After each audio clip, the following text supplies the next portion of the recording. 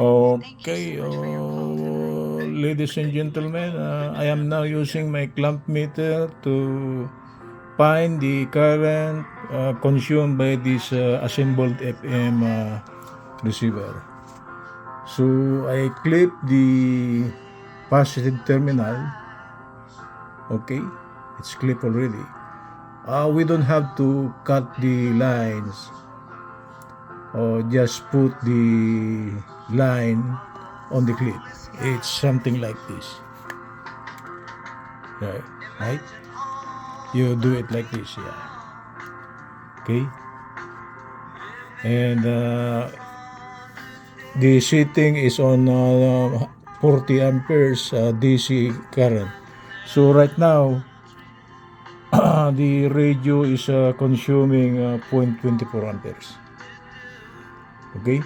So we have measured the current going into the FM receiver without cutting the lines.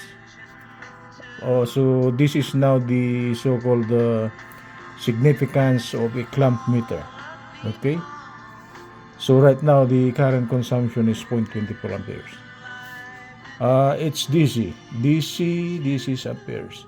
It is set on the 40 ampere range. It's 0.24 amperes. This FM radio comprises of just discrete components and ICs which do not consume too much current. So the current consumption is just 0.24 amperes by just clipping. Okay, this is the clamp meter. We clamp the positive line.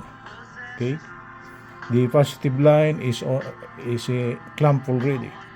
So whatever current that passes here, it shows here. So the current consumption is 0.24 amperes.